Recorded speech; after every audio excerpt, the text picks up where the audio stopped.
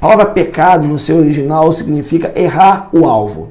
A ideia é que existe um alvo em que deve ser alcançado, atingido, e que quando a gente não acerta esse alvo, a gente está cometendo pecado. Eu sei que algumas pessoas, como eu já disse, têm dificuldade com isso, não conseguem entender. Tem pessoas que falam que pecado é bobagem, que na verdade você tem que fazer tudo o que você quiser na sua vida, objetivando a felicidade, que você nasceu para ser feliz, que você merece ser feliz. E quem é que vai impor um absoluto, dizer que existe uma referência, um marco, alguma coisa que realmente determine o que é certo e o que é errado? A Bíblia fala isso. E aí eu tenho muita tranquilidade para falar sobre esse tema, porque eu não estou falando o que eu acho, não estou falando o que eu penso. Eu estou falando o que a Bíblia diz a respeito. Então, para a Bíblia, pecado é errar o alvo. Que alvo é esse? Esse alvo é a vontade revelada de Deus.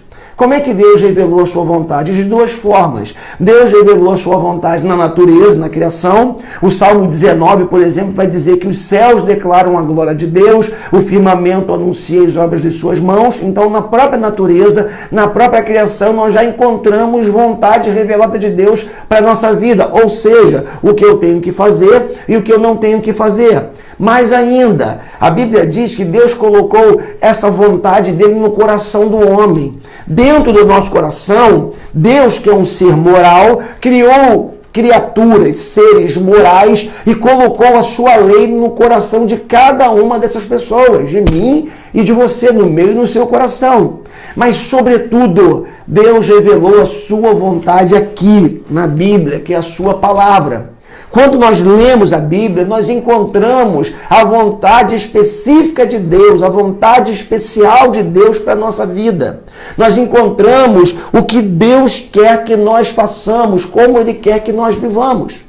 É interessante porque eu sei que a igreja, a religião, erotizou a palavra pecado. Então é assim, quando a gente está numa conversa qualquer, informal, com os amigos, pastores ou cristãos, alguém cometeu um pecado. Primeira coisa que vem na cabeça é o sujeito adulterou, o sujeito ele cometeu algum pecado ligado à sexualidade, ao sexo, engravidou uma menina, enfim, coisas desse tipo.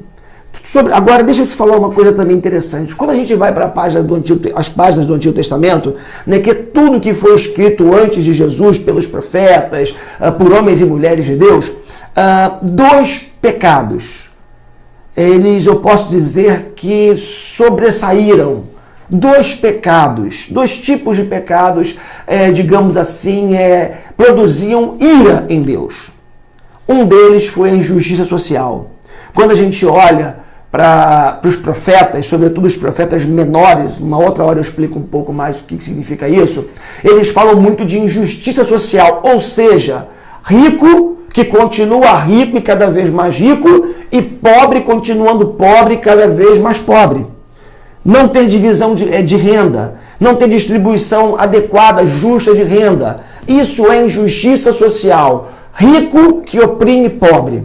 E Deus condenou a sociedade daquele tempo, falando para a nação de Israel, falando da injustiça social, que isso era algo terrível e abominável para ele. E continua sendo ainda hoje. Eu fico imaginando quando Deus olha para Brasília, quando Deus olha para esse cenário todo. Deus não está com os olhos fechados, Deus não está silente, Deus não está indiferente ao que está acontecendo no mundo hoje.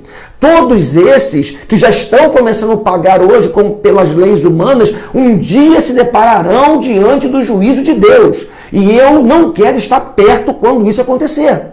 Então, injustiça social é algo que produz tamanha abominação a Deus. Mas um outro pecado que produzia esse tipo de sentimento em Deus foi a idolatria. Então, injustiça social e idolatria. O que é idolatria? Ídolo. Eu gosto muito de uma definição do Timothy Keller, um pastor norte-americano, trabalha em Manhattan, numa grande igreja relevante, conectada com a cultura. Ele diz que ídolo é tudo aquilo que você lá no íntimo do seu coração, no fundo do seu ser, você diga: eu não sei viver sem isso, eu não consigo viver sem isso, não dá. Ele diz que isso é um ídolo. Mas a palavra de Deus também fala da idolatria como sendo a escolha de um objeto de culto.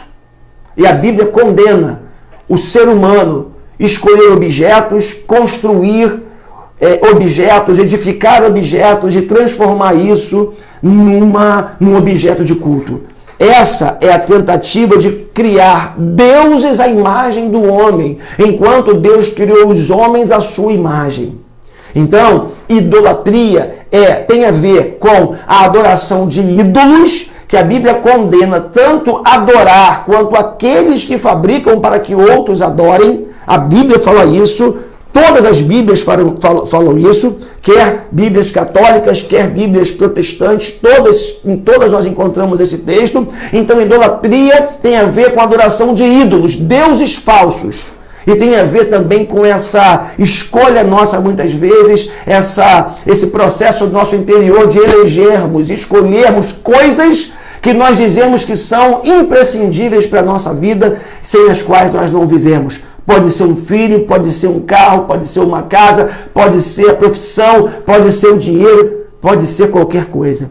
Portanto, o que a Bíblia fala é que nós temos que aprender a viver para a glória de Deus e nós temos que adorar ao único Deus, Criador dos céus e da terra. Portanto, meu querido e minha querida, você já sabe um pouquinho o que significa pecado. Então, eu vou dizer para você, foge do pecado, porque o pecado mata. E o pecado, ele mata a nossa vida, destrói a nossa vida e produz tristeza no coração de Deus, o nosso Criador, que nos fez a sua imagem e semelhança para nós vivermos o padrão dele para a nossa vida. Deus te abençoe em nome de Jesus.